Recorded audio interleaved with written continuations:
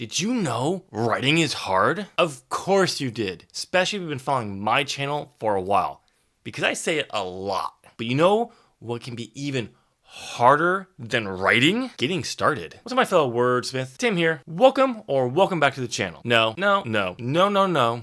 I'm not talking about starting to write your novel, if that's what you thought I was hinting at from the cold opener. I'm talking about something completely different. Well, sort of. I'm talking about getting started on developing a brand spanking new novel or series. And yes, I said develop, as you know, as plan. There goes the pantsers because I mentioned planning. I wish I was one of you.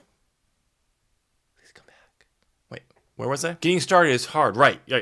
This is the first of a 4-part series on unique ways on how to get started developing your novel or series. Like, subscribe, selfish social media plug here. Let's get started.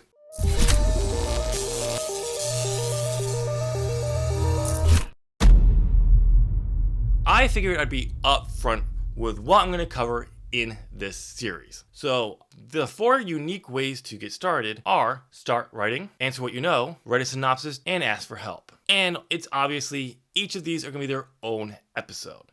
So this is episode 1. So we're going to start the new series off by start writing. One of the best ways I've found to help start planning for a novel or a series is to start writing the novel, or if it's a series, the first book. Clearly. To do this, you need to have a few ideas or scenes of the start of your novel. If you don't have those, you can use some scenes, ideas that you have for later. It just may make it harder to do. The key to this method is you write until you can't write anymore. Even if you have ideas past this, is you go to the point where you just don't know how to connect them. You just no more ideas are currently popping up. When you can't write anymore and you're not really sure where you're going next, Stop.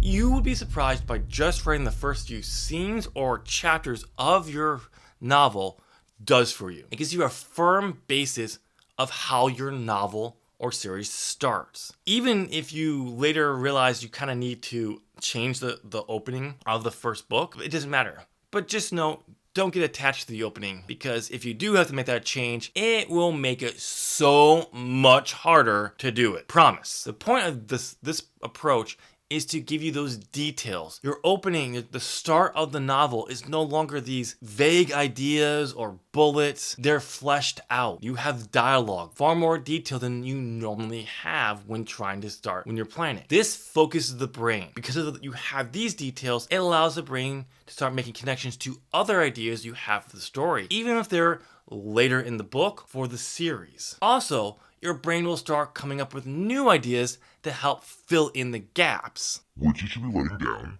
What you're doing by writing the first few scenes or chapters is you're giving yourself other things you can work on while your brain is trying to figure out all the ways to, or in other words, figure out the plot and the ending. Okay, I'm gonna give you some examples, ideas such like, what if a boy woke up one morning and all of a sudden he had a tattoo? And he doesn't know how he got it, as well as locations on Earth that would take place before moving to a completely new fantasy world. These ideas were like, Yes! I was excited. Boy, I couldn't do it. I had to start writing it. No ending, no idea who the villain was, nothing. And got 5 chapters in before I had to stop because I didn't know where I was going next. But surprisingly, that was enough. I knew more about Zach, who he was, the type of person I wanted him to be, how he got the mark, knew that his father was going to play a big role in this first book, a good idea and look at the main antagonist lead henchman, Zach's friends, his love interest, and another mentor type character, and probably a little bit more.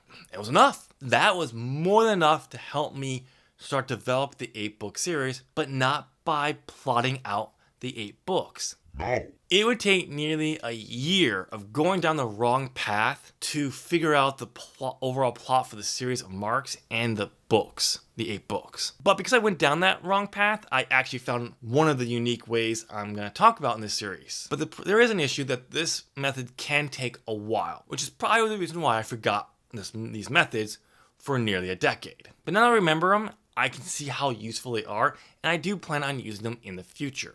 But this is just the first step, because now that you've written the first few scenes or chapters, and you have this information, it's really no good use to you until it's fully fleshed out, which we'll talk about next week. You've made it to the end of this video, so why not smash that like button and subscribe. Click this video. Learn about the best writing tool ever and how it affected my old work in progress. And I'll see you there. Thanks for watching. Bye.